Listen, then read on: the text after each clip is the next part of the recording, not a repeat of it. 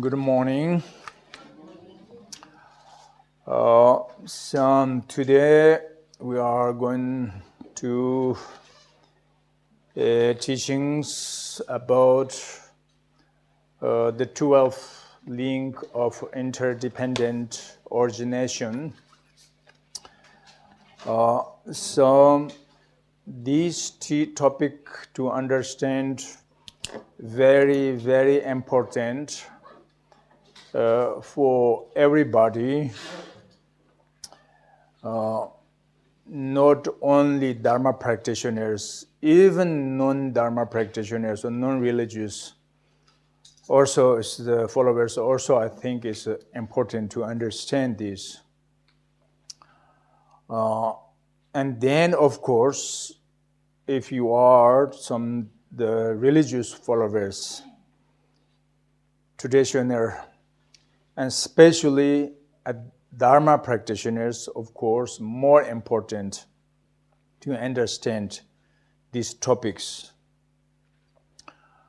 The reason because the appearances of these phenomena in front of us, among these human realm beings, some they believe the phenomena appearances are with a cause and without conditions. And some of them, of these human realm beings, doesn't believe that all of these phenomena appearances with the cause and without the conditions, just automatically and causelessly appears in there. And some in the human realm beings, they believe the phenomena appearances with the cause, with the conditions, but they believe something is the different cause and different conditions to that of the result. So, in briefly, the various different kind of views of this human being, we can division into these three groups: who believes cause and conditions, the red cause, red conditions, and who believe is the another cause conditions for the result, and who doesn't believe the cause and conditions. So, therefore, which is true about these three different the views? If you really want to research, if you are really logicians, if you want to know, follow the perfect logic and perfect reasoning, and you use one's own the excellent investigation analyticals, then you get the answers which is true of these three different groups, you can understand from them.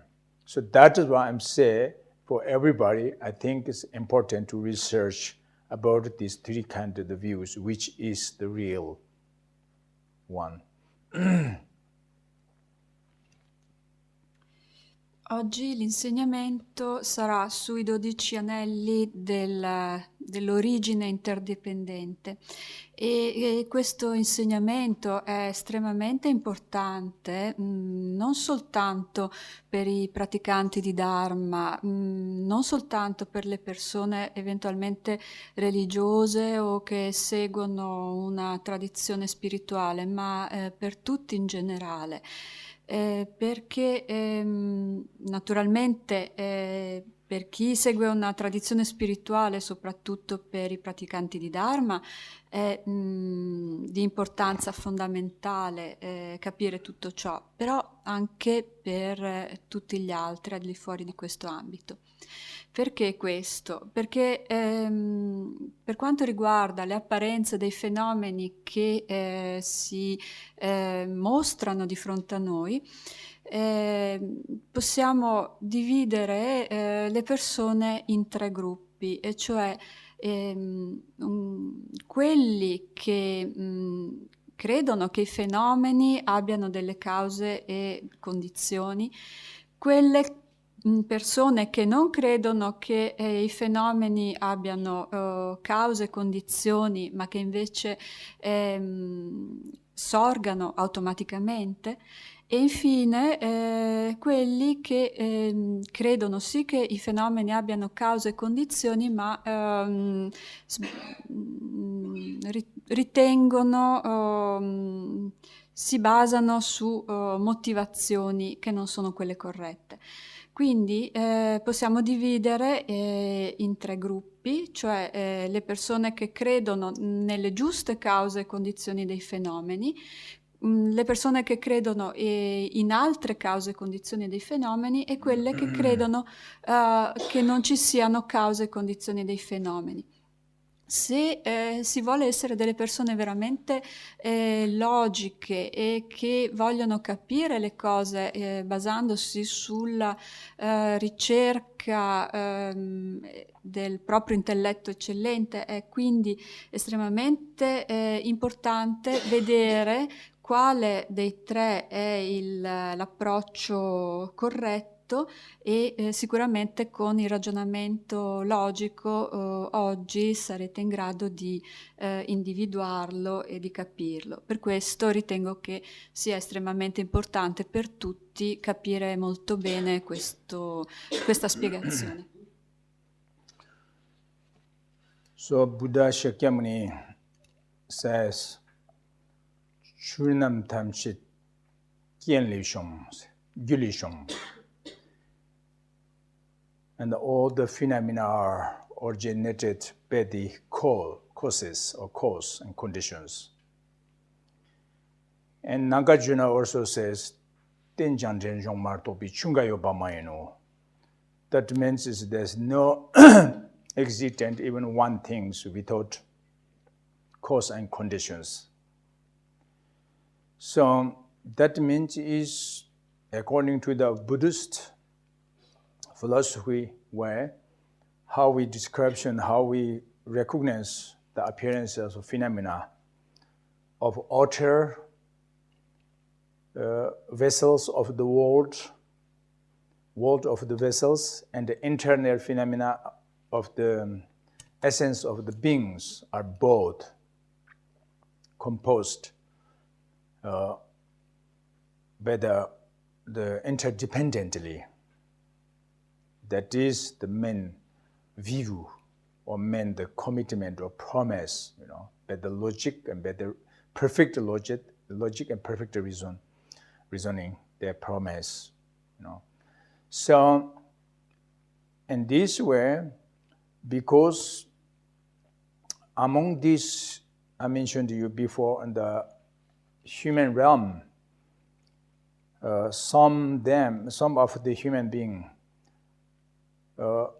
they says the samsara or the universe, the world,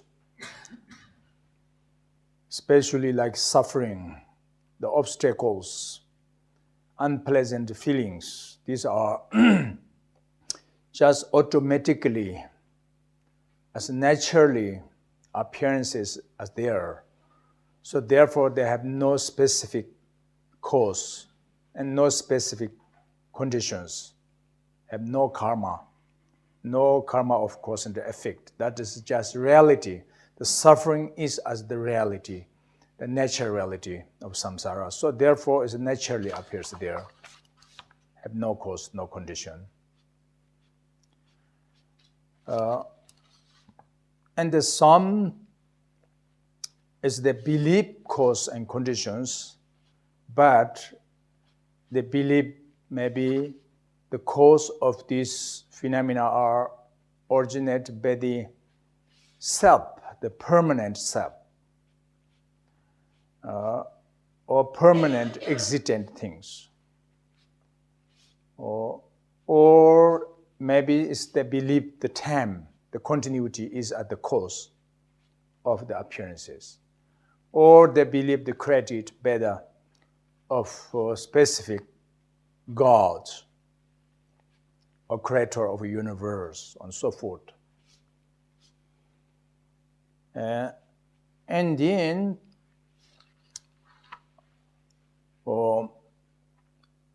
also, and briefly we can say, some they believe the cause is permanent, existent.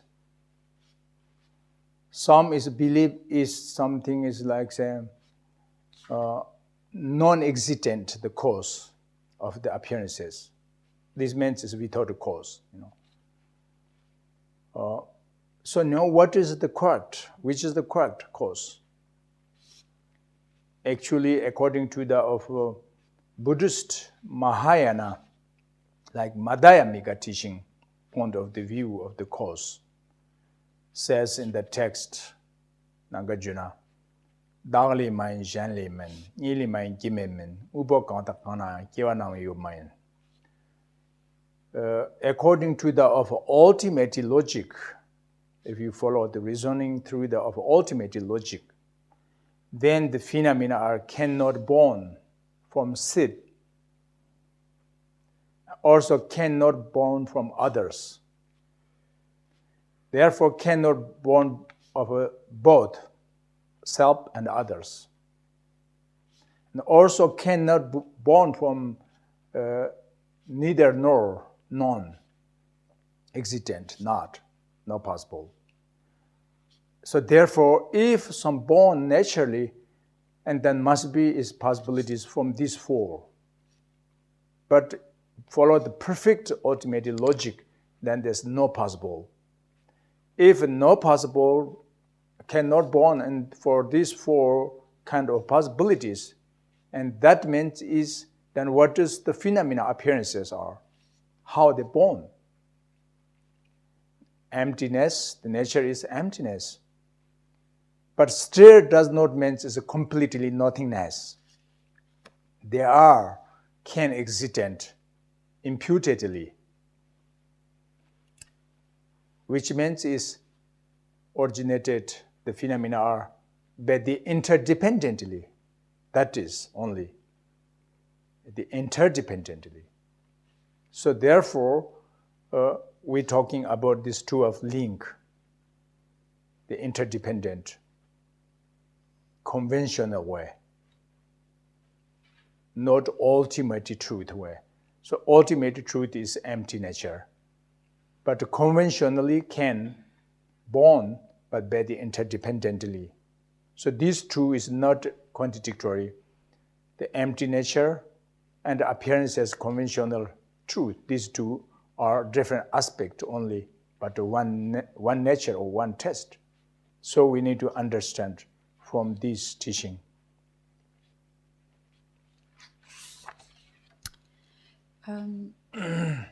Il Buddha Shakyamuni disse che tutti i fenomeni sono originati da cause e condizioni. Anche Nagarjuna, che ha citato, disse non esiste una sola cosa che non abbia cause e condizioni. Quindi, secondo il pensiero buddista, i fenomeni sia esterni sia interni sono entrambi composti in maniera interdipendente, hanno un'origine interdipendente. Questa è una premessa totalmente logica, però nel nostro regno umano ci sono persone che affermano che il samsara, ovvero l'universo, e in particolare gli ostacoli, la sofferenza, tutto ciò che è spiacevole, esistono in modo automatico, cioè non hanno cause e condizioni e quindi non esiste nemmeno il karma, non esiste la legge di causa ed effetto, ma tutto esiste in modo intrinsecamente reale. Sostengono che la sofferenza sia una realtà naturale.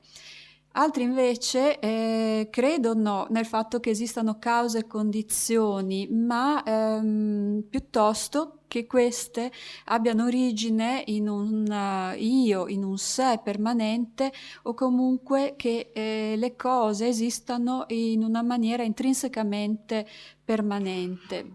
oppure che la causa dei fenomeni sia la continuità del tempo, oppure ancora grazie a degli dei o a un creatore o a un Dio che ha creato i fenomeni.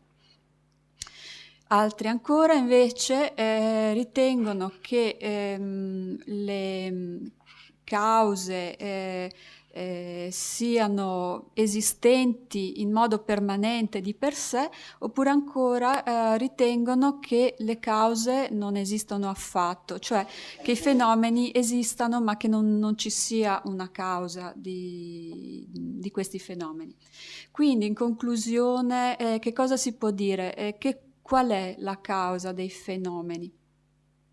Nel buddismo Mahayana, soprattutto nella Madhyamika, Nagarjuna affermava che secondo la logica suprema i fenomeni hanno una causa che non è nata da se stessa e non è nata da altro. Quindi i fenomeni non derivano né da entrambe, ma nemmeno da non entrambe. Quindi, siccome la logica richiede che si scelga tra una di questi elementi del sillogismo, però nessuno dei 4 elementi è verificabile, qual è dunque la causa? Come la possiamo spiegare? Il punto è che l'essenza dei fenomeni è vacuità. Questo non significa che siano completamente non esistenti, ma che la loro esistenza è imputata. Perciò i fenomeni esistono in maniera interdipendente e da questo ricaviamo i 12 anelli, che però sono una verità convenzionale, non è la verità ultima e definitiva, che in effetti è la vacuità. Dunque non c'è contraddizione fra questi 2 concetti, cioè l'interdipendenza e la vacuità, ma sono 2 aspetti di un'unica verità. So in the commentary text says, "Zhidang nang ge chu tam che denjiang zhe ren zhong de ge, zhidang ji ge dang zhe wan de sao ni gen dang ma dang dong bu gu ning bo dang me dong zhe ren ba ren zhong, te dak dang zhe jian zhu ne sa chi me long ka du so." That just I quote from the text, root text, Tibetan word. So that means is the outer and inner phenomena are originated by the interdependently, which is the outer interdependent. Again, there can be 2 different aspects: the interdependent of substantial cause and the interdependent the conditions. There's 2. So which means is, for example, like on flower, the fruits, like apple fruit, for example, one fruit, the seed, is very beginning, the first place is from, of course, the seed of the apple. So the seed must be need to sown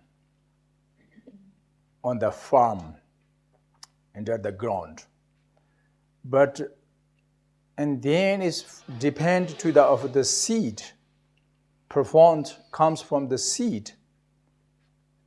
The seed is as the causes from the seed, and the performing the comes of seedling.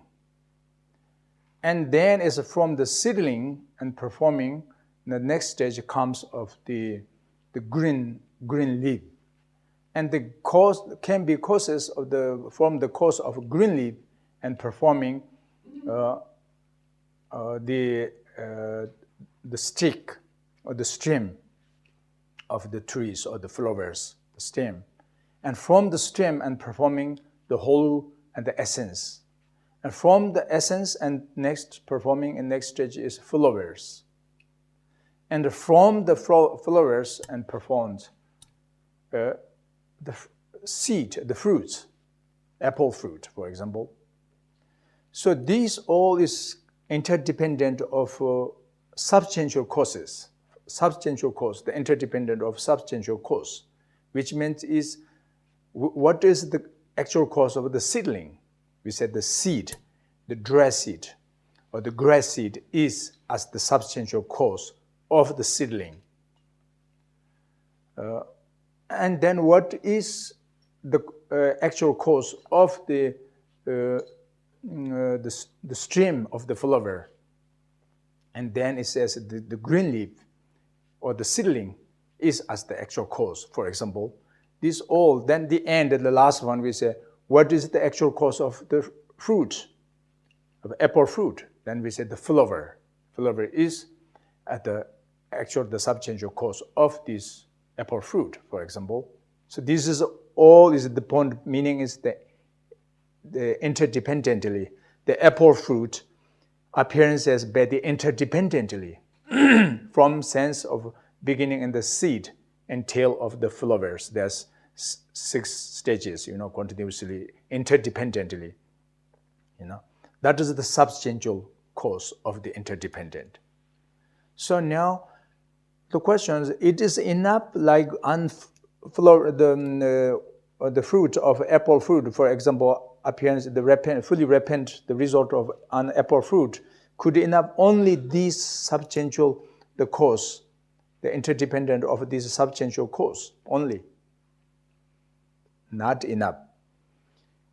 We need on top to add the favorable conditions to giving the result of apple fruit.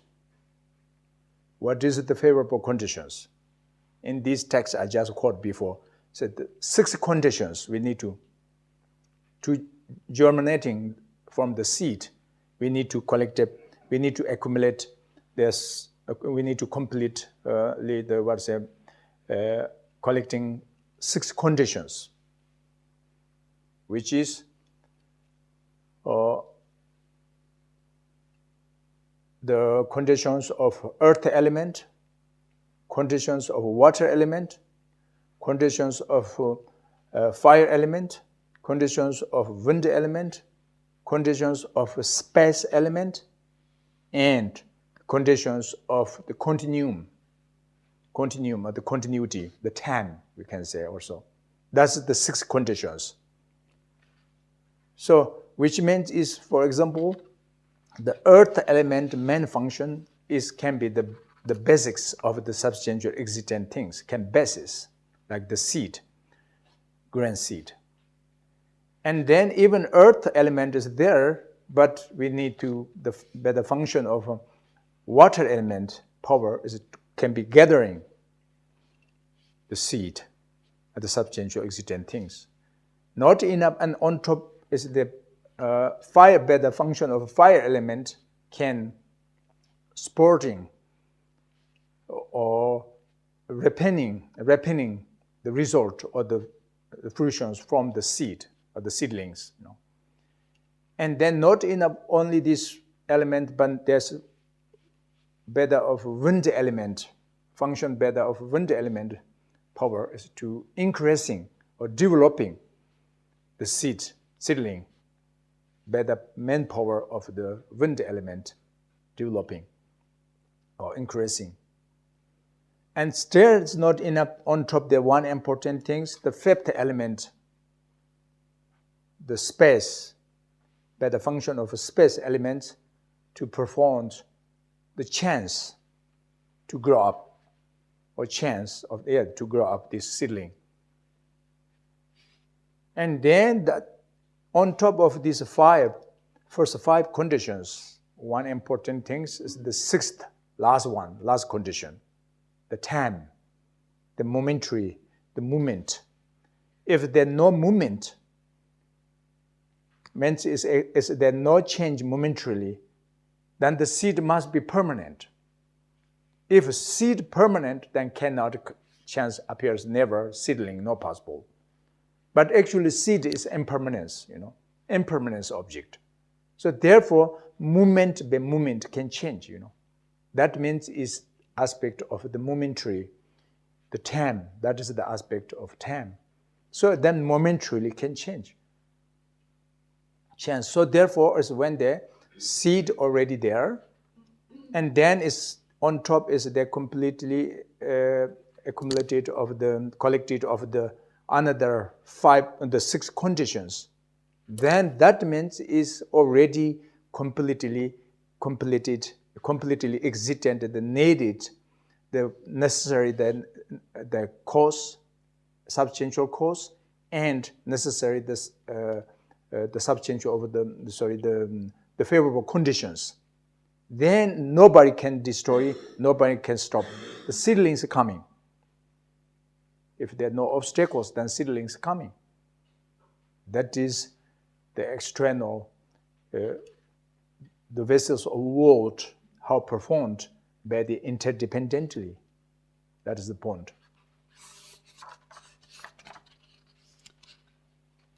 Ora, il testo radice del commentario che Rinpoche ha citato afferma che i fenomeni interni ed esterni hanno origine in maniera interdipendente e questo significa che hanno 2 aspetti, cioè che è necessaria l'interdipendenza delle cause sostanziali e l'interdipendenza delle condizioni. Facendo l'esempio di un frutto, per esempio una mela, noi sappiamo che la causa di questo frutto è in primo luogo il seme, che deve essere però piantato nella terra, e poi la causa successiva è la piantina che germoglia dal seme. Dopodiché dalla piantina si forma un elemento che poi darà origine al fusto dell'albero, e poi dal fusto dell'albero si formano i rami e le foglie, poi si formano i fiori e dai fiori si formano i frutti. Quindi già da questa prima parte dell'esempio si può capire l'interdipendenza di tutte queste cause sostanziali. Però se noi dovessimo esaminare qual è la causa effettiva del rametto che sostiene il fiore, dovremmo dire comunque il germoglio originario, ma a sua volta la causa sostanziale della mela in sé, qual è? Il fiore, e la mela, il frutto, appare in maniera interdipendente partendo da un seme fino a un fiore. Tuttavia questo è una prima spiegazione, però è sufficiente per spiegare effettivamente il risultato finale, cioè la mela? No, non è sufficiente, perché oltre a tutti questi elementi che abbiamo visto, dobbiamo considerare la necessità delle condizioni favorevoli. E il testo radice che ha prima citato parla di 6 condizioni, che in questo caso servono per far germinare il seme. Le condizioni relative alla terra, all'acqua, al fuoco, al vento, allo spazio e al continuum, ovvero la continuità che possiamo definire il tempo. Perché continuando col nostro esempio, la terra è sì la base fondamentale di questo fenomeno, però per funzionare l'elemento terra ha bisogno comunque dell'elemento acqua, essere irrigato, perché altrimenti il seme non germoglia. Dopodiché è necessario la funzione dell'elemento fuoco per sostenere, per far maturare il risultato del seme, cioè il frutto. Non solo, è necessario anche l'elemento vento perché tutta la pianta si sviluppi, e questo comunque non basta perché è indispensabile anche l'elemento spazio, in modo che ci sia l'opportunità per la pianta di crescere. Infine, tutti questi 5 non sono comunque sufficienti perché è necessario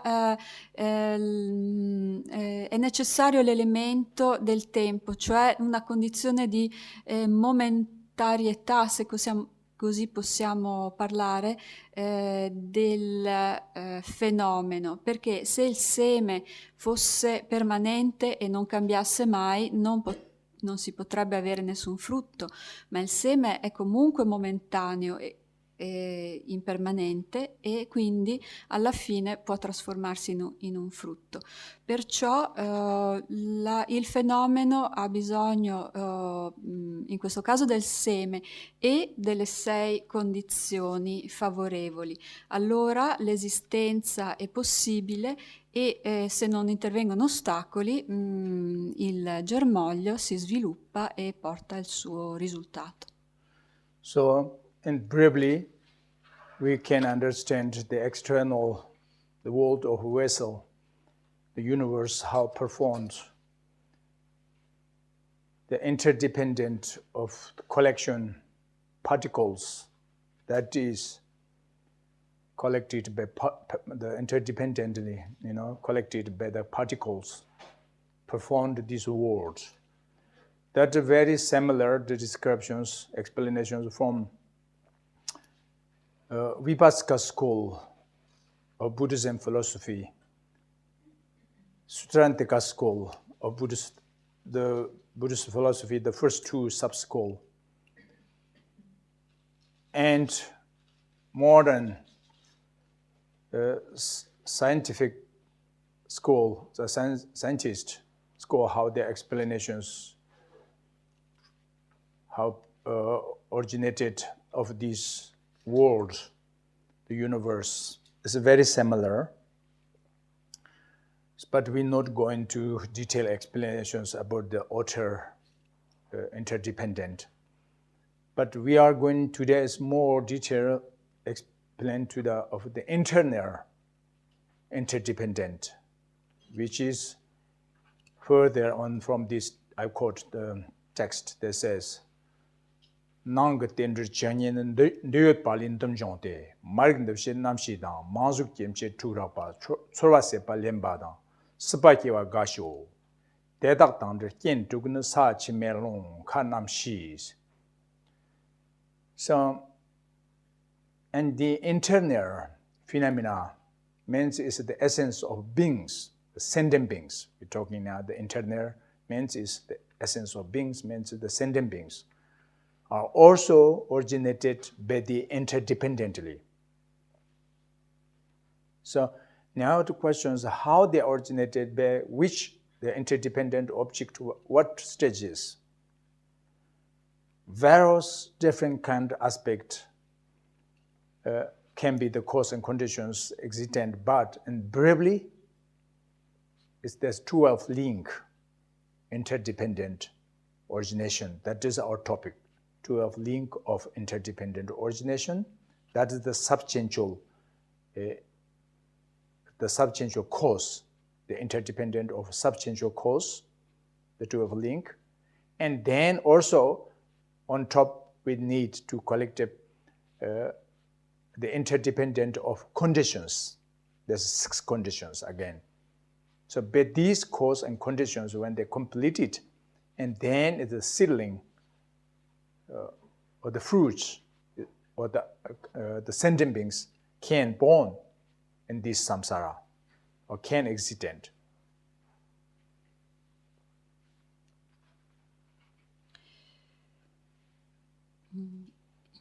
Il modo in cui noi interpretiamo il funzionamento, l'esistenza dell'universo esterno è la riunione interdipendente di particelle. Questa spiegazione corrisponde sia alla spiegazione delle scuole prasangika e sautrantika e anche del moderno pensiero scientifico. Però oggi non andremo in dettaglio nella spiegazione dei fenomeni esterni, quindi dell'esistenza interdipendente dell'universo. Oggi la spiegazione sarà sulla natura dei fenomeni interni. E quindi, come ha citato dal testo Radice, il punto è che i fenomeni interni, che significa in breve l'essenza degli esseri e quindi l'esistenza degli esseri senzienti, sono originati in modo interdipendente. Quali sono gli stadi di questa originazione interdipendente? Le cause e condizioni sono moltissime, però brevemente si possono riassumere in 12, che sono per l'appunto i 12 anelli dell'origine interdipendente e che sono la causa sostanziale degli esseri. Però come prima questo non è sufficiente perché ai 12 anelli dobbiamo unire anche le 6 condizioni favorevoli di cui abbiamo parlato, e quando questi due elementi sono riuniti, allora gli esseri si manifestano nel samsara. So now, one important thing, if you want to know what is difference, the definitions between of samsara and the enlightenment of nirvana, then we need to know these 12 link, interdependent origination in the clockwise or order way, then you can understand samsara. And then is anti-clockwise when you understand the interdependent origination of these 12 link, interdependent anti-clock of the reverse order way. Then you will be understand what is the nirvana, what is enlightenment, you know. So therefore, first we're going to the clockwise, a normal way, these 12 link to explanations. The interdependent of the substantial cause, the interdependent of substantial cause. There's 12 link, you know, 12 branches, or we can say 12 points of the interdependent. So these 12 are, which is the link of ignorance, link of karmic formation, or compositional factors, maybe we can say. The second and third link, the link of consciousness. The fourth link of name and form, or we can say the link of materiality and mentality. The fifth link is a link of six sense sources, or six sense, six sense, the basis, we can say. And the sixth link, link of contact. And the seventh link, the link of feeling, or we can say sensation. And the eighth link, the link of craving or attachment. And the ninth link, the link of grasping, or we can say link of clinging. And the 10th link, the link of existent, or we can say link of becoming. The 11th link of birth, born or birth. And then the last, the 12th link, the link of old age and death. Two different aspects, but counting one link, the age and death. That is just the interdependent, the substantial, the continuity, the substantial, the cause of interdependent. Uno dei punti più importanti in generale è capire la differenza tra il samsara e il nirvana. E se noi vogliamo conoscere questa differenza e capirla, allora dobbiamo conoscere bene i 12 anelli del sorgere dipendente, che si può considerare sotto due punti di vista. Se noi li percorriamo in senso orario, allora capiamo che cos'è il samsara e qual è la sua origine. Se noi li percorriamo a ritroso, cioè in senso antiorario, allora possiamo capire che cos'è il nirvana. Cominciamo per primo la spiegazione diciamo normale e solita in senso orario, passando in rassegna i 12 anelli, 12 punti del sorgere interdipendente. Il primo è l'ignoranza, poi le formazioni karmiche, oppure potremmo chiamarla anche i fattori compositivi, poi la coscienza, il nome e forma, poi le 6 sorgenti dei sensi, o anche potremmo chiamarle le 6 basi dei sensi, poi il contatto, la sensazione, la sete o bramosia o anche attaccamento, poi la presa o l'afferrarsi, l'esistenza o anche il divenire, la nascita, e l'ultimo, il 12°, è la vecchiaia e morte, che sono 2 aspetti ma che contano come un anello solo. So first we need to understand the point, meaning what is link and interdependent. That is very important. So link interdependent, link of interdependent, we say. So link means is these 12, they're linking each others. Like Aaron chain, the Aaron chains. Aaron chain is the one circle, like ring, the each rings, they're linking to each others, connected to each others, joining to each others. That's the link, for example. And then how they're linking to each others? Because very dependently or interdependently. That is because the Aaron chain,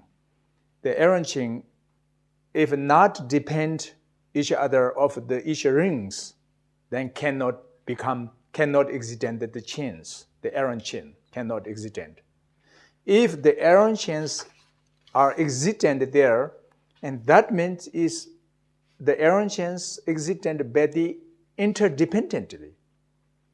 But how? Because dependent each other of these each rings, Then is coming the errant chins there, like mala. Mala is the 100 pills and together, and then is that dependently, and then appears there's mala. The mala, the rosary. You can say the rosary. So something like this, that means it's a link of interdependent, we can say. Link of interdependent.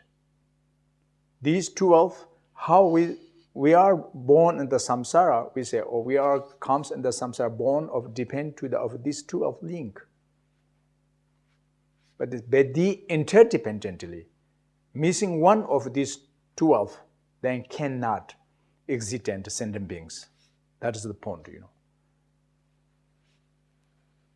If sentient beings are born and they are existent in samsara, and that means is originated by the interdependently. But what is the object of the interdependent object? What is these 12 I mentioned you, the 12 link, 12 the branches, or 12 point of this from sense link of ignorance until the link of death, age and death. This all is originated by the interdependently. That is the point, meaning link of interdependent.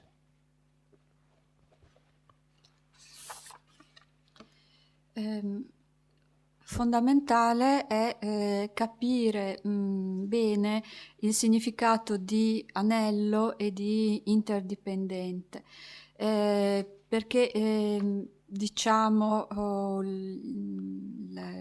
gli anelli dell'interdipendenza, perché gli anelli esistono per il fatto che sono collegati l'uno all'altro come in una catena di ferro.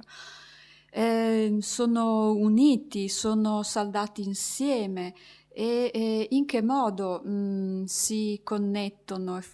Perché proprio sono interdipendenti. La catena di ferro, se gli anelli non fossero uniti gli uni agli altri, non esisterebbe. E ogni anello dipende dal precedente e dal successivo. Proprio come una mala che è costituita di 108 grani, essendo collegati 108 grani abbiamo come risultato la mala. E allo stesso modo noi siamo nati nel samsara, gli esseri senzienti nascono nel samsara in dipendenza da questi 12 anelli, e se uno soltanto è mancante allora non è possibile l'esistenza dell'essere senziente in questione. Perciò gli esseri senzienti nascono nel samsara in maniera interdipendente, iniziando dal primo anello che è l'ignoranza fino al 12° che è la vecchiaia e la morte, ed è questo esattamente il punto di questo concetto. Then, of course, on top this, the substantial, the cause interdependent, we need to collect the interdependent of the conditions. So these conditions, the conditions of the earth element, water element, wind element, the fire element, wind element, space element, and the sixth element is the consciousness element. Those are the conditions, how performing these sentient beings in how born in the samsara. Like, for example, this human being, human body, you can see all solitude, the tangible form, aggregates of form like flesh, bones, such can the forms performed by the of earth, the conditions of the earth element, and the blood is from water element. The temperature of our body is from the conditions of fire element, and the breath circulation is from wind element, and the cavitude of our body like the space of nostrils or so forth. This is composed by the space element. These first 5. But on top, there's one important thing, because we are sentient being, not we are only living being. So therefore, sentient beings, how you recognize that things are sentient being? Because with consciousness or without consciousness. With consciousness, then that is sentient being. Without consciousness, that is not sentient being, but it can be some kind of living beings, but not sentient being. So just materiality. So, but we are not only just materiality. We also have the mentality, also interdependent each other of the materiality and mentality. So therefore, is the first 5 conditions is the main point from like the materiality, the aspect of materiality. But the mentality is from the consciousness, the 6th condition of consciousness. So this is the 6th condition performed. The 5th, the 6th condition of consciousness performed our 5 sense source consciousness, or 6 sense source of consciousness. This human body, we have 6 sense source consciousness. So this course level 6 sense source consciousness is composed, comes from the lineage, from the condition of consciousness, the 6th condition of consciousness. So these together, the 6 conditions and the substantial continuity, the lineage of these 12 link, and then it can be born in this human realm, like one human being.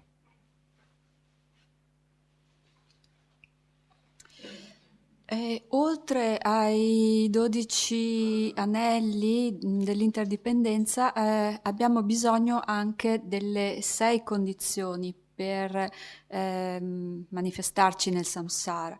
Le 6 condizioni che sono l'elemento terra, acqua, fuoco, vento, spazio e l'elemento della coscienza. Queste sono le condizioni favorevoli perché gli esseri senzienti nascano, si manifestino nel samsara.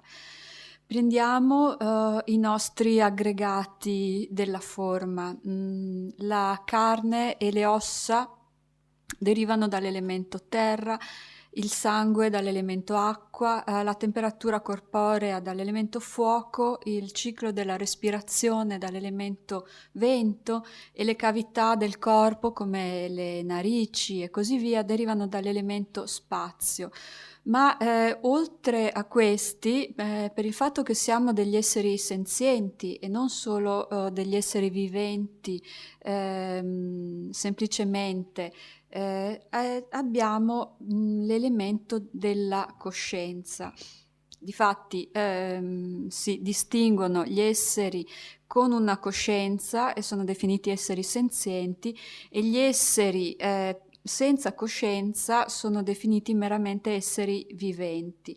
Però noi per l'appunto non siamo soltanto costituiti di materia, che è basata sui 5 elementi, siamo costituiti anche di un aspetto di mente, cioè le nostre 6 coscienze sensoriali, e questo aspetto è l'elemento della coscienza. Quindi se a questo nostro livello grossolano abbiamo comunque le 6 coscienze sensoriali, tutte queste derivano in ogni caso dall'elemento coscienza. Perciò riassumendo, come esseri senzienti abbiamo bisogno delle condizioni favorevoli date dai 5 elementi più la coscienza, ed è questo che fa rinascere nel samsara. Okay, so anyway, so we need to start to description from the first link of this 12, which is the ignorance. Okay? So now, why we start from ignorance? Because ignorance is as the root of this 12 link, or the root of samsara. With ignorance, the beings are with ignorance, then these leading us in the training the cyclic existent and the samsara over and over. And then somebody without the ignorance, that means is there are freedom from ignorant and then leading into the nirvana, liberation. So we first, now we're going talking about the samsara, how sentient beings, ordinary beings, how training cyclic existent. So therefore, we need to start from the root cause of the samsara, which is the ignorance. Nello spiegare uno per uno i 12 anelli, cominciamo dal primo, che è l'ignoranza. Perché l'ignoranza è considerato il primo anello? Perché è la radice di tutti e 12 gli anelli, quindi è la radice del samsara. È l'ignoranza che ci conduce a rinascere senza fine continuamente nel samsara. All'inverso, la libertà dall'ignoranza è quello che poi conduce a rinascere nel nirvana e alla liberazione. Perciò si parte da questo perché è il punto iniziale di tutta la manifestazione nel samsara. So the ignorance means in Tibetan literally margpa. So margpa, English literally say not known, not new, or not seeing. So, and then what is point? What not seeing? You know, what object is not seeing? Is what? The reality, not seeing the reality. Not seeing the truth, not seeing the truth, you know. But not only problems, yes, as not see the reality, not seeing the reality, but not only. And the, could be the margpa, as the meaning is can be the,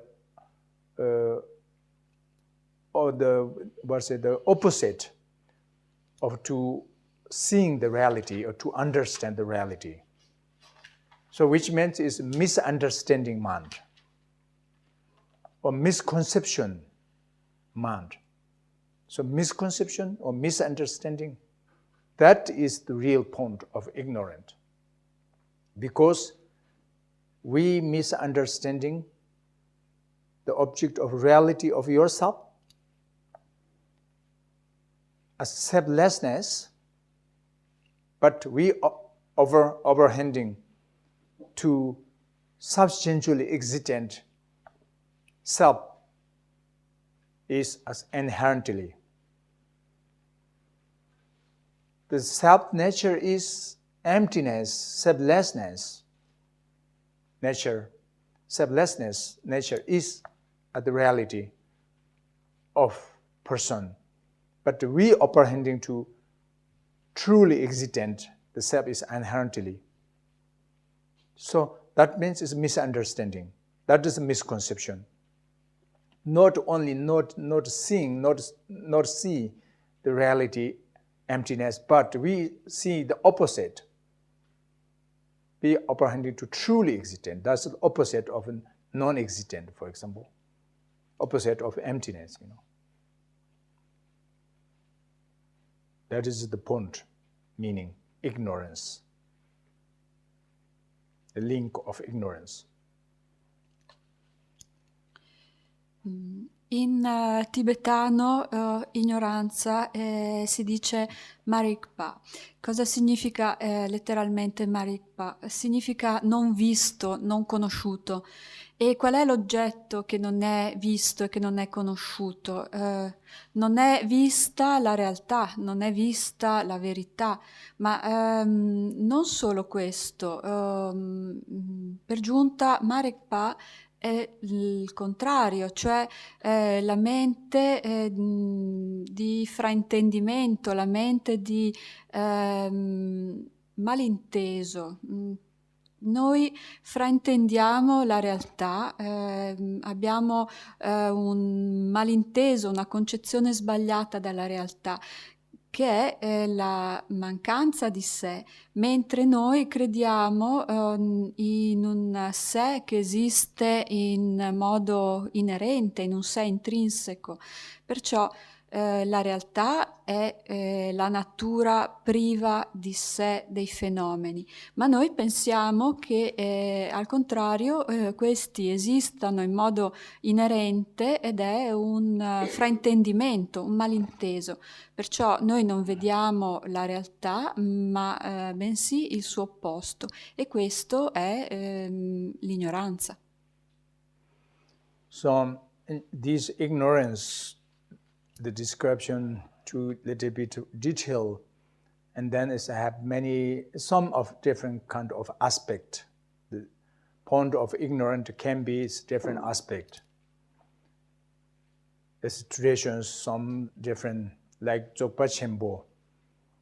And then it's the three different kind of aspects of ignorance. Ignorance of individual selfhood. Danyan Shikpi Marikpa in Tibetan word. That's one.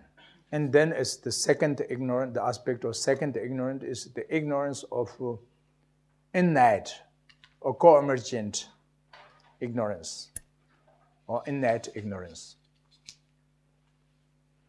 And the third aspect, the ignorance, is ignorance of imaginary ignorance or imputation ignorance.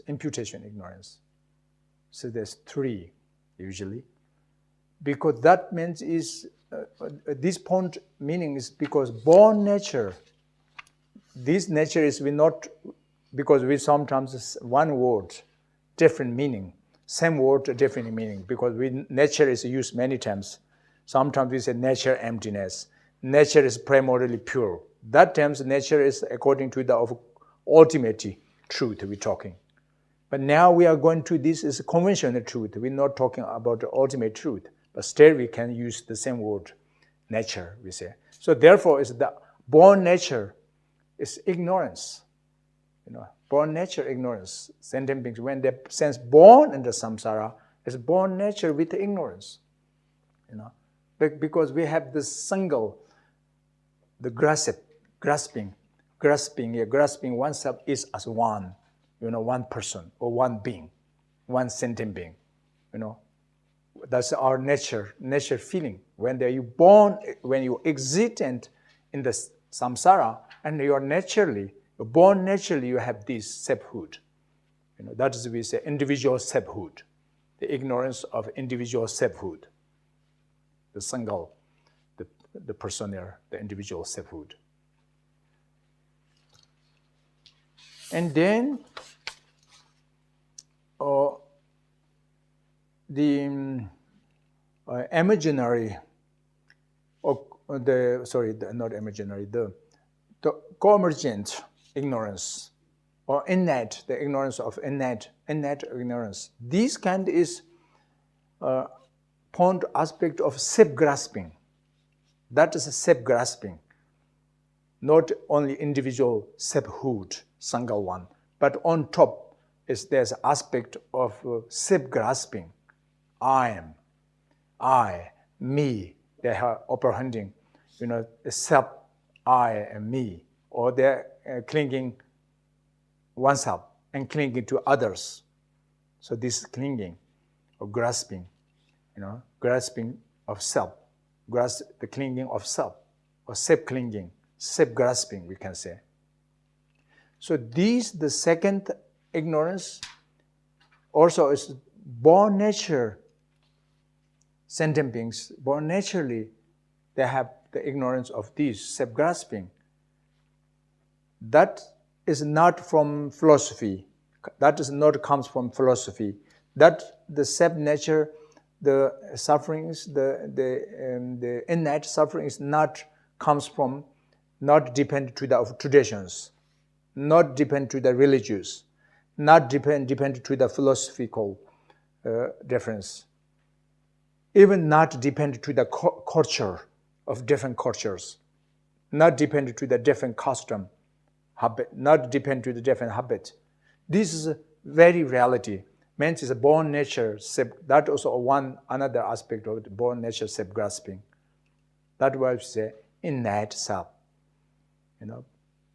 co-emergent self. So this self-grasping, of course, human being, we have this self-grasping, but even non-human being like animals, small animals, a small insect, even an insect, they have nature self-grasping. Because no need learning, no need studying, but nature just born naturally having the self-grasping. That is why even animals, we say, mental stupidity, blindness, mind, we say, but still they know when they're hungry, they try to find food. When they're thirsty, they recognize they are thirsty and they try to find some drink. So on these means is the nature self-grasping is there. When they fear, and then they run away. When they're comfortable, then they rest. Something comfortable way. So this all comes from the means is the sign self-grasping is there. That is the second ignorance, the aspect of second. L'ignoranza ha diversi aspetti, ha moltissimi aspetti. Nelle varie tradizioni è spiegata in molti modi, ma per esempio nella tradizione dello Dzogchen abbiamo 3 aspetti sostanziali dell'ignoranza. L'ignoranza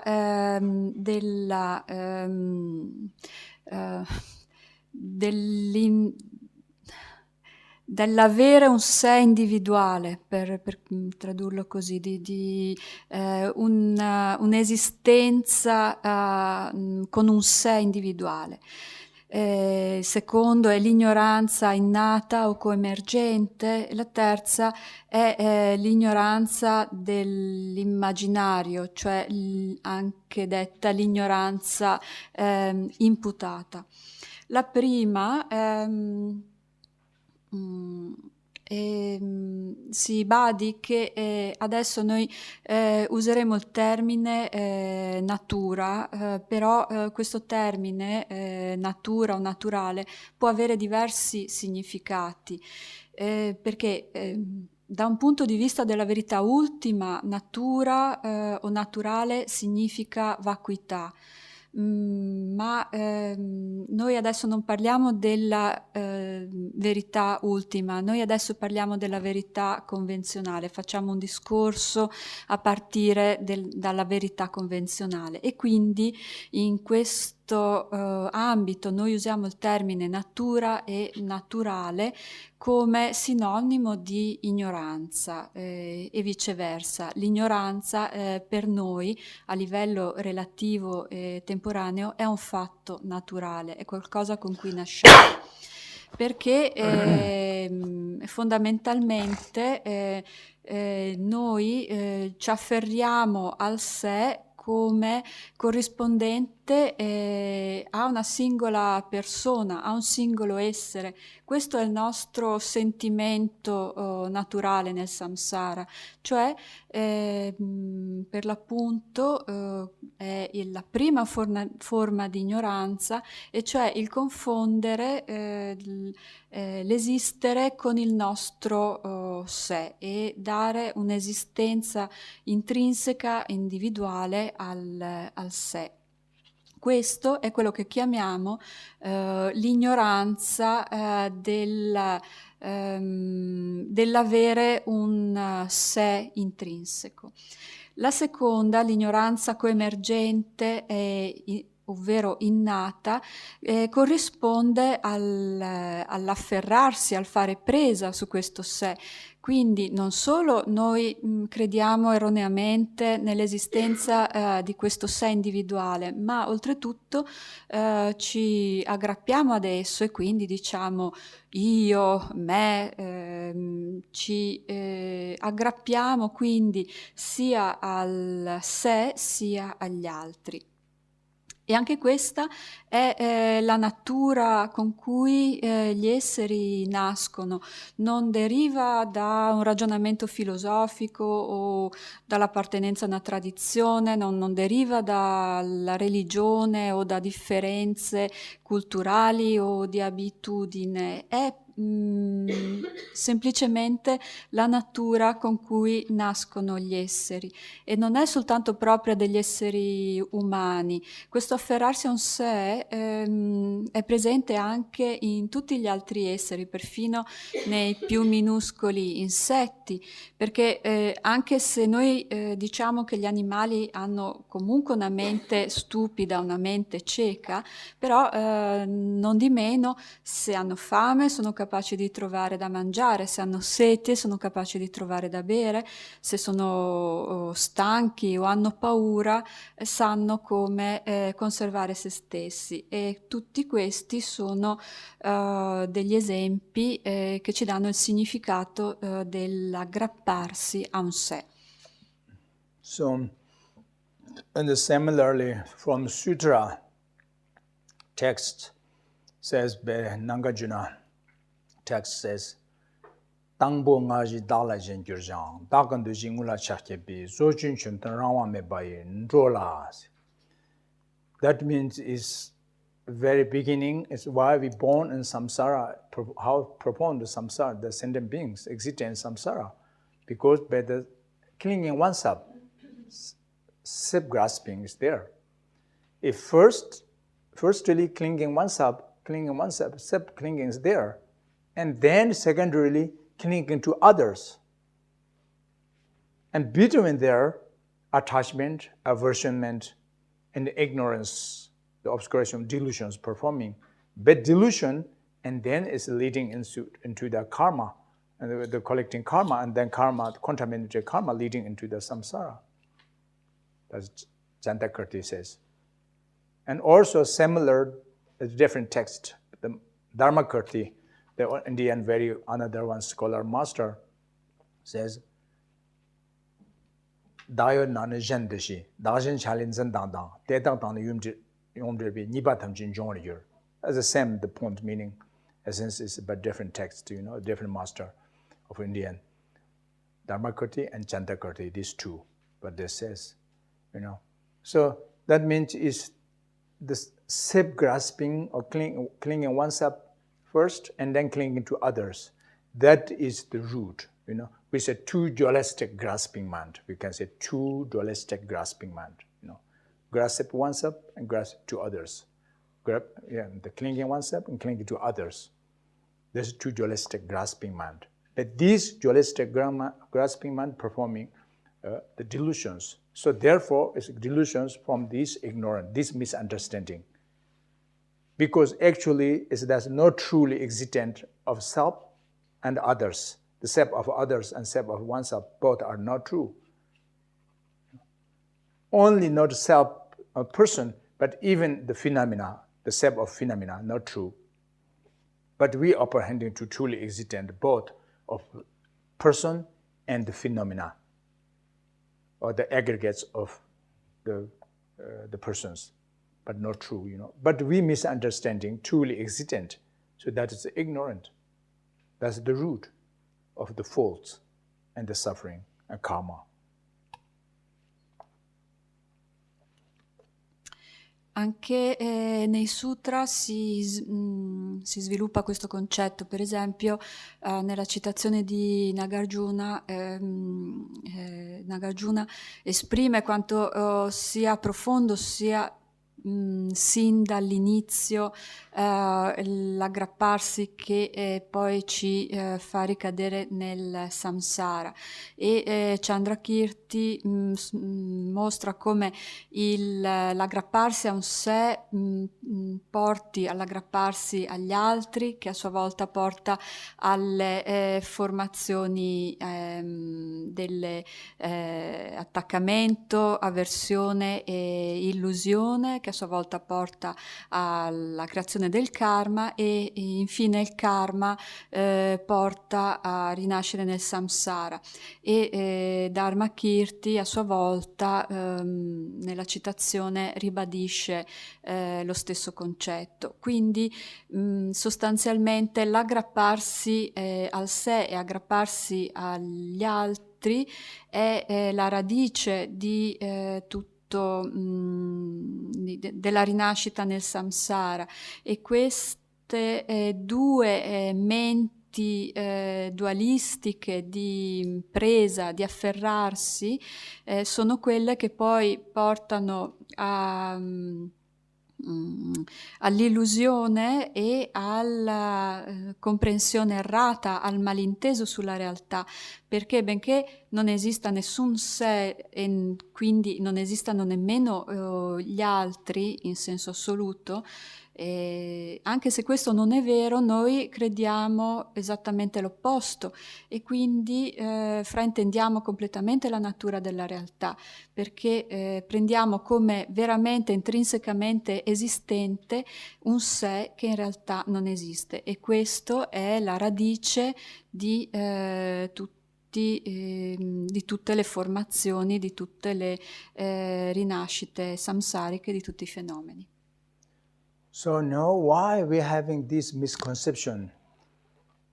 Mind is depend for what? Actually, it's because as long as remaining continuously the contaminated aggregates is there, that is the object of misconception.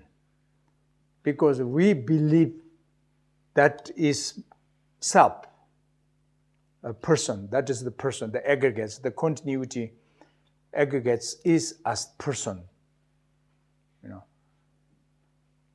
But actually the aggregates is not the person. But we dualistic, we grasping the aggregates is as person, you know, or me, or you. And then we are going to the collective of karma, coming from this action, from body, speech, and heart of the aggregates.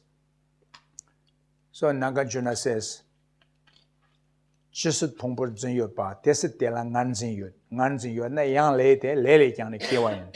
Just one verse as a quote from his root text.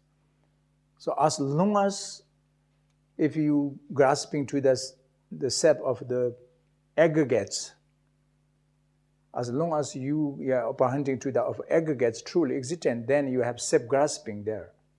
As long as self-grasping with the aggregates is there, and then is you can collect it, going to collecting of the contaminated karma. As long as you accumulated karma and will be born again and again in samsara. So that means is we need to understand clearly, logically and reasonably, not only just a quote from those masters, but these all the most masters, the follower of Buddhas, of course, the root texts, and they are very scholar and learned and qualified, you know, as a logicians, of course. So therefore, they understand from the perfect logic and perfect reasoning that is true, the root of samsara. The ignorance is at the root of samsara. You know, ignorance is at the root of first link of these 12. So therefore, that is true or not, by yourself, you need to check, you know. Why are we going to collective karma? And then you understand, oh, because this depends to the illusion, the delusion, the obscuration of delusions, like desire, anger, ignorance, something. And then why we have desire, anger, aversionment, if you research more carefully, then the root I mentioned yesterday from the Chut teaching, same, the point, Chut. We need to cut the root. What is the single root of the Chut, or the object of cutting? I mentioned before, the self-grasping, the ignorance. So again here also same, that is the ignorance is the root, you know. The misconception, misunderstanding mind. There's no self truly existent, but we apprehending to self. That is mistake. There's no truly existent the phenomena of object or the aggregates, but we apprehending to truly existent of the aggregates and the phenomena. So this is misunderstanding. That's why we have self-cherishing. Oneself, aversion to the others.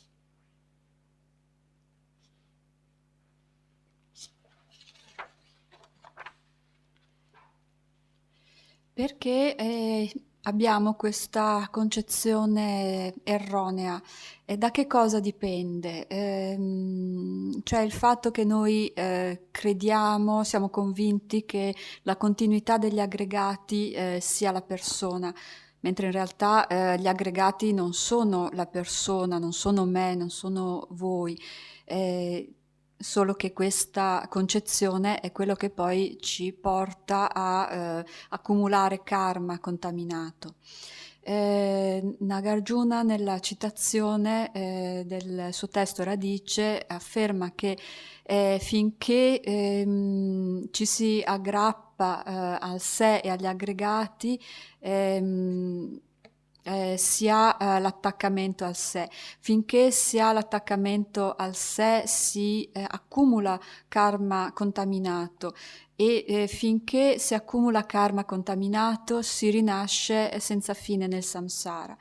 Ora bisogna capire molto bene non solo la citazione in sé per sé di questi grandi sapienti e saggi e illuminati che erano estremamente colti. Non è solo il fatto di capire le parole di queste citazioni, ma rendersi conto che proprio per la loro grande sapienza avevano una logica e un ragionamento perfetti che capivano esattamente il fatto che proprio l'ignoranza è la radice del samsara. E poi una volta capito il senso profondo di queste citazioni, dobbiamo essere noi a verificare, a controllare e a ragionare per capire se tutto questo è vero oppure no. Perché accumuliamo karma? Tutto questo dipende dalle illusioni, dalle visioni illusorie, che poi portano a sviluppare attaccamento, avversione, odio, ignoranza e così via. E perché abbiamo queste emozioni disturbanti? È proprio per il motivo di cui si parlava anche ieri, e se ci ripensate il punto è proprio, come si diceva ieri, nel Chöd, che è necessario recidere la radice di tutto ciò. E questa radice unica da tagliare qual è? È l'aggrapparsi a un sé. Quindi l'ignoranza in ultima analisi è la radice, perché non esiste un sé intrinsecamente esistente, ma noi lo confondiamo gli aggregati come qualche cosa che esista veramente. Dunque questa è la radice fondamentale di tutto. So this is very clear.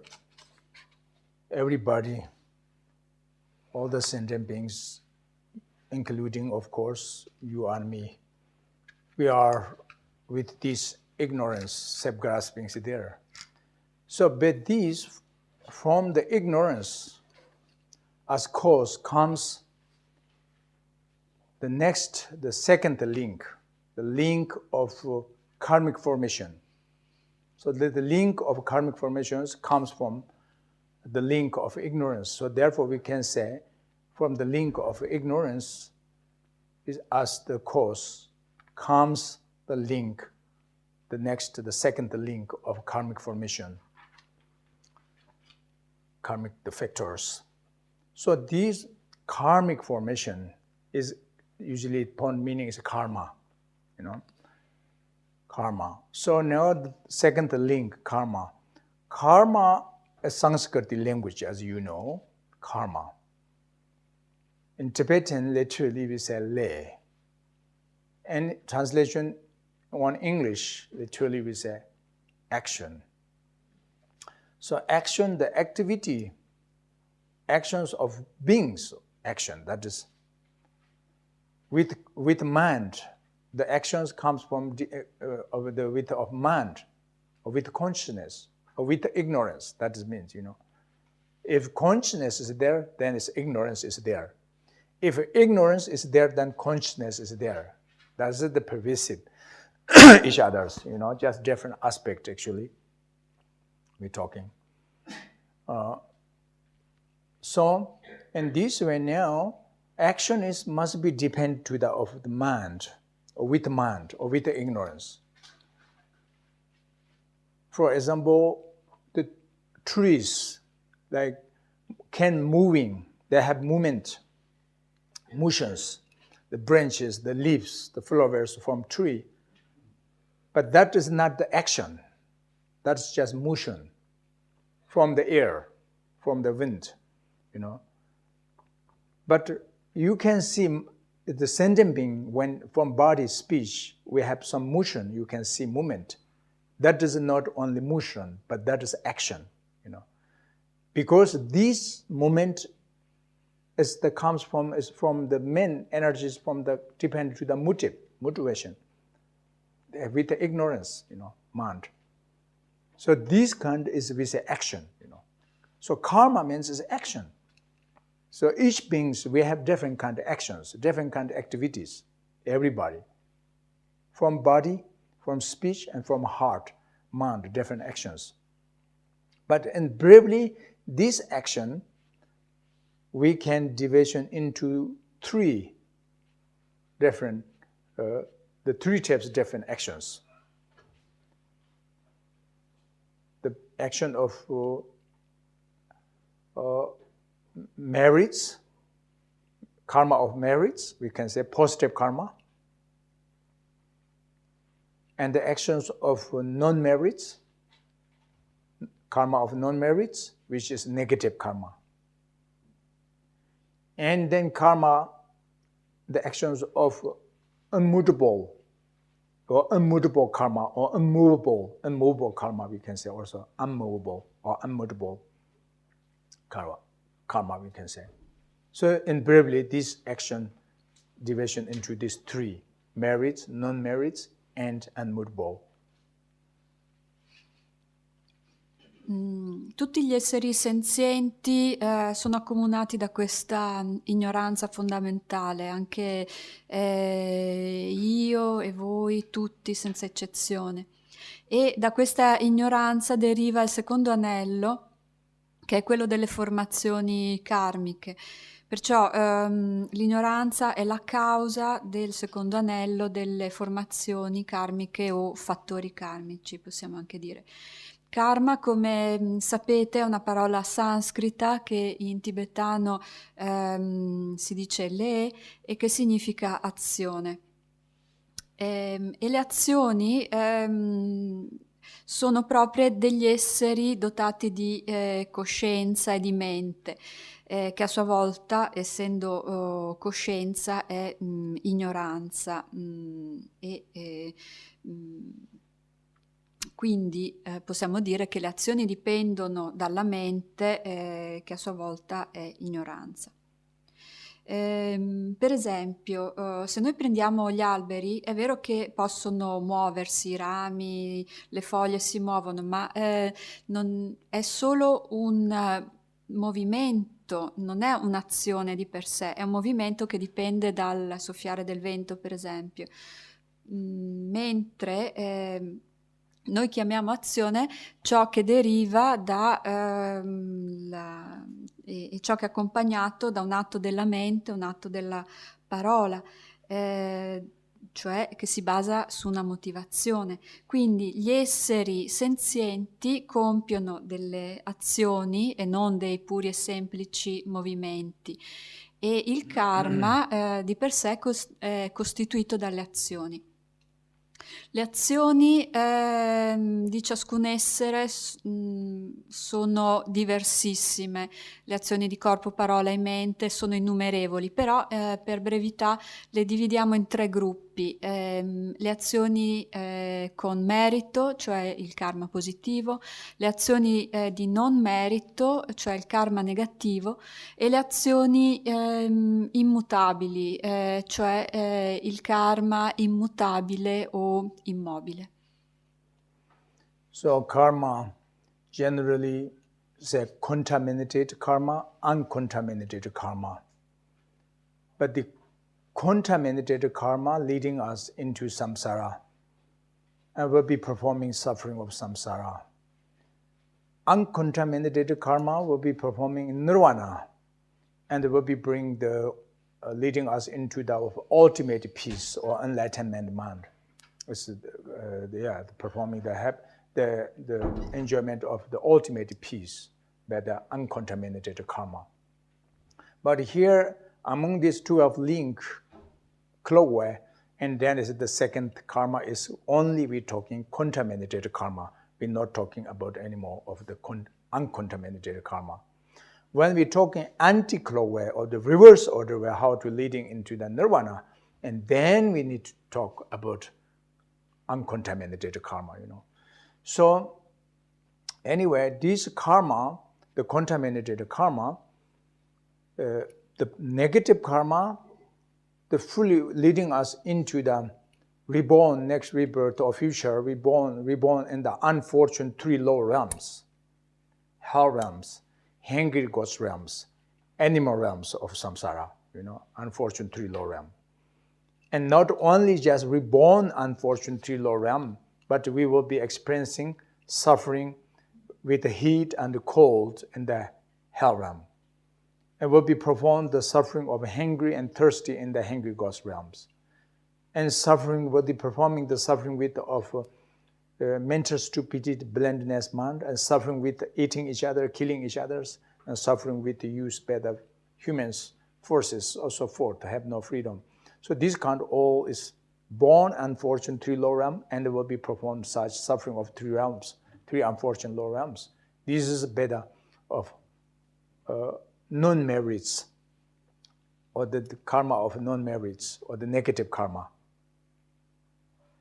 And then the positive karma, the virtue, the positive karma, the merits, the karma of merits. These leading us reborn again and the higher on the fortune 3 lower upper realms, which is God realm, semi-God realm, and the human realm.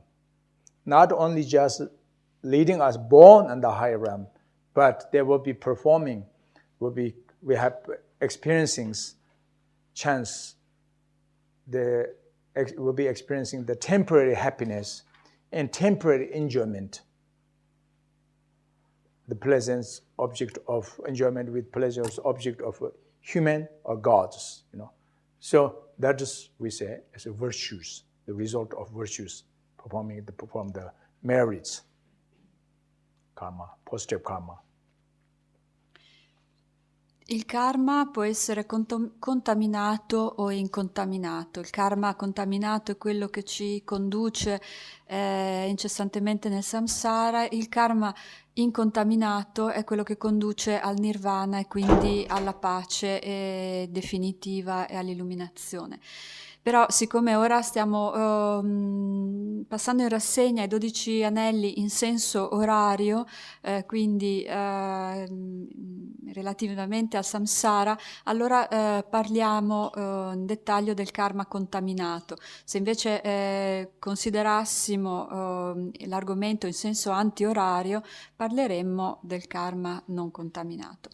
Il karma contaminato quindi è il karma negativo che porta alla rinascita nei regni inferiori, degli inferni, degli spiriti affamati e degli animali. non solo porta a rinascere in quei 3 regni, ma lì bisognerà soffrire infinitamente per l'estremo caldo e freddo negli inferni, per la sete e la fame dei regni dei preta e per la stupidità, l'essere divorati a vicenda, uccisi, sfruttati dagli esseri umani, la mancanza di libertà della rinascita nel regno animale. Tutto questo dipende dal karma di non merito. Invece il karma positivo di meriti porta a rinascere nei 3 regni superiori degli dei, dei semidei e degli esseri umani e a poter godere della felicità temporanea di questi 3 regni. And then unmutable karma. These karma leading us reborn the god of form realm and the god of formless realm. And not only just born there, but you will be enjoyment with the equipoise meditative concentration.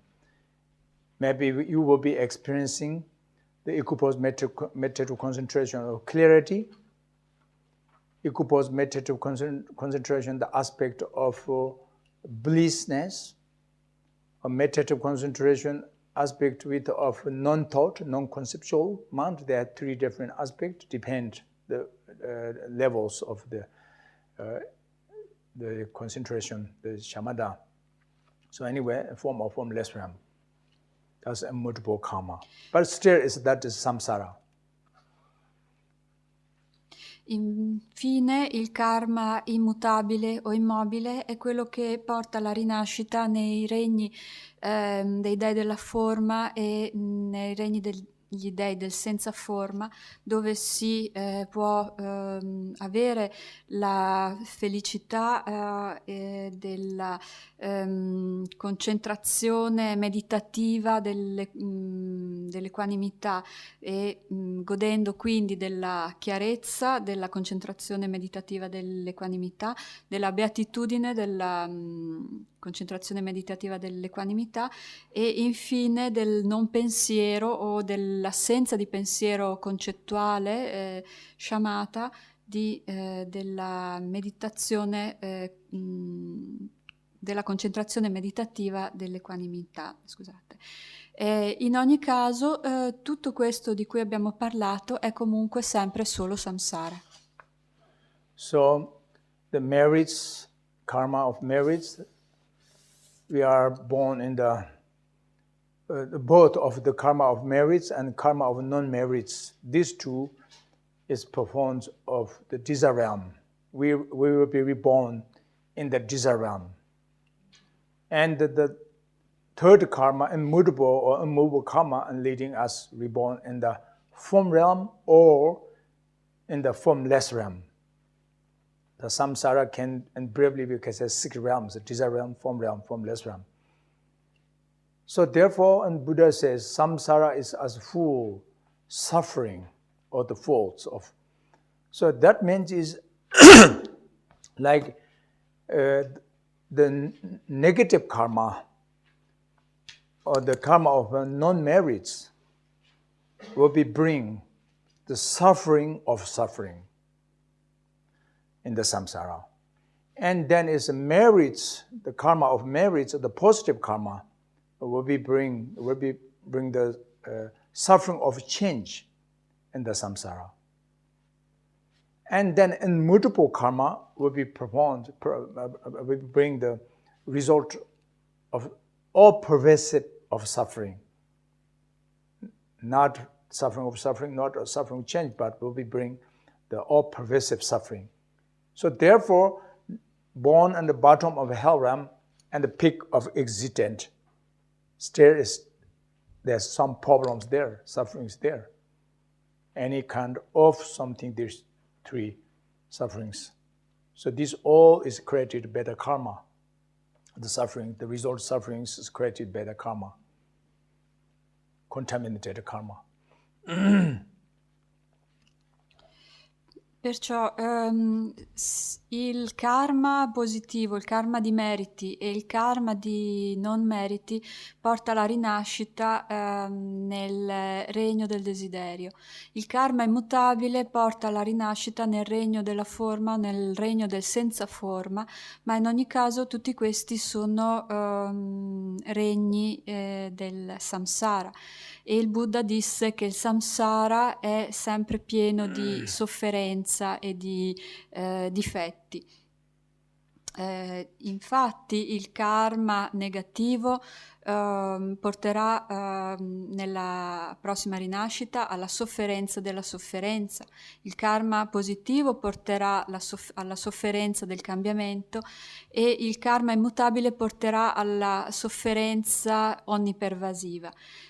Si può dire quindi che non ha importanza dove si rinasca, dal profondo degli inferni fino alle vette dell'esistenza, in ogni caso si avranno problemi e sofferenze e tutto questo è creato dal karma contaminato. So Buddha Shakyamuni says, karma not accumulated will not be experienced. Karma combated will not be dissipated. So that means is the both of suffering and happiness in the samsara, within the samsara, and then that must be we accumulated karma, because karma not accumulated, we cannot experience both of happiness, suffering, not possible. But you already karma committed, then doesn't matter takes how long to giving the result, but sooner or later will be karma committed, will not be dissipated automatically and causelessly, as it will be coming, the seedlings coming. So therefore, as there's says in the text, there's 4 possibilities. Karma whose fruits will be experienced in this life, after committed karma in this life. That's one possibility. And then second possibility is karma whose fruits will be experienced just immediate next rebirth, not in this life. Because therefore many people, sometimes they doubt to the karma. Say, oh, he or she is very going well, everything's Dharma practitioner is very, but she or she have experiencing so many problems. What that? And then the opposite, they say, oh, she or he is very, is the negative, always or something, is have no, they believe, doesn't believe law of cause and effect, they doesn't care virtues, so forth. Always almost they are net is the negative actions, the activity with, but still they are going very well. What is karma? That means is we don't understand yet. They didn't understand yet the karma fruitions comes when depend. So therefore, the second karma whose fruits will be experienced in immediate next rebirth, as falling in lower realms or for reborn higher realms. That is there.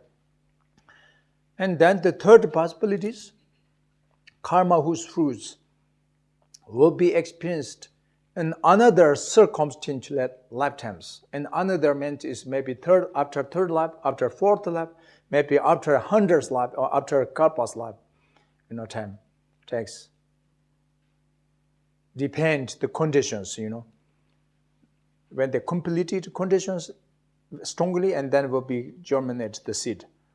But is the conditions not yet enough strong, and then it takes long to repent the result. And then the fourth possibilities, which means is karma whose fruits will not be certainly experienced, not will 100% experiencing, because when you found the right antidote, for example, you cleansed your misdeed karma, better 4 powers, something is the powers of purifications, if you completely purified, completely cleansed, then there's not necessarily will be experiencing the sufferings. Or when you destroy it by your virtues, karma, and better your very aversion mind or negative emotion, And then also it's not necessarily will be experiencing happiness, enjoyment. So therefore there's the fourth possibilities. So there's 4 types, different possibilities, the result of karma.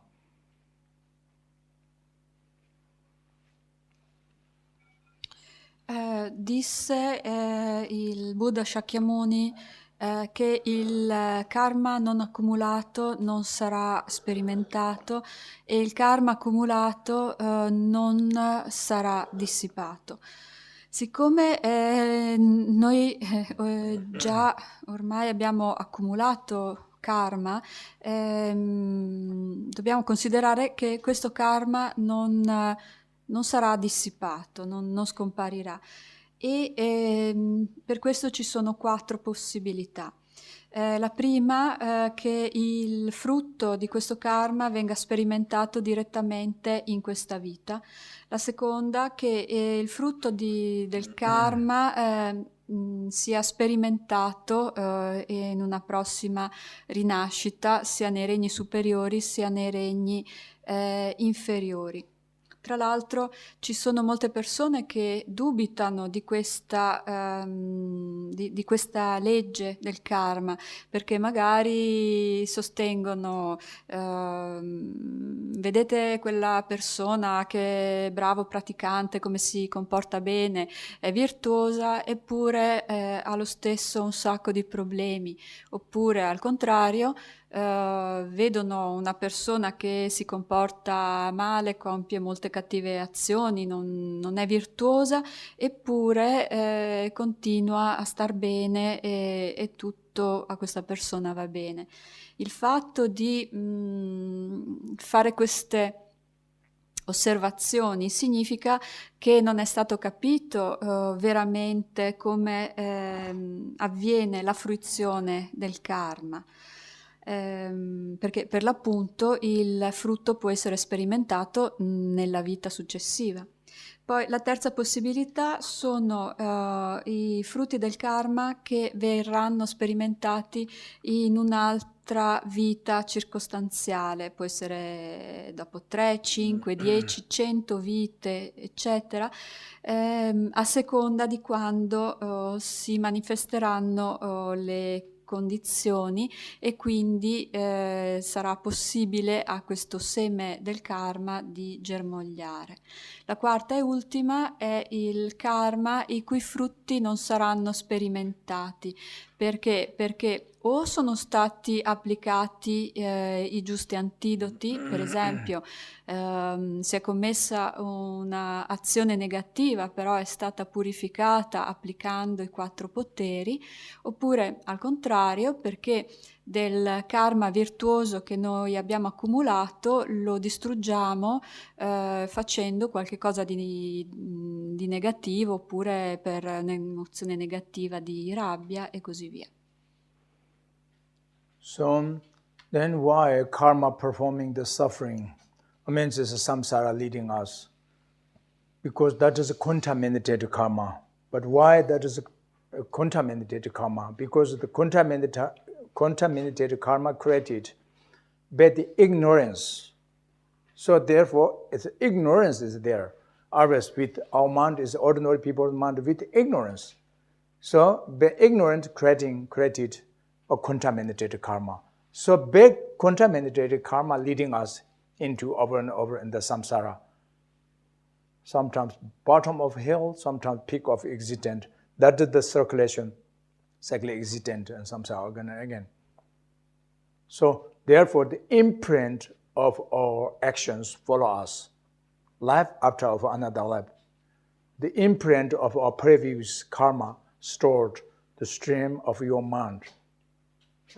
So these, as long as the continuity of your mind is there, the best of all consciousness is there, and the karma can stored on them. So therefore, when there appears the conditions, or the completity to the conditions, and then seedling, the fruits, the ripening from the seed, positive or negative. Positive seed giving as result happiness, temporary happiness, negative karma, and the ripening of the sufferings, will be experiencing sufferings. So this is the why we say from the ignorance as cause comes of the link of the karma. So we leave here for the break, lunch break.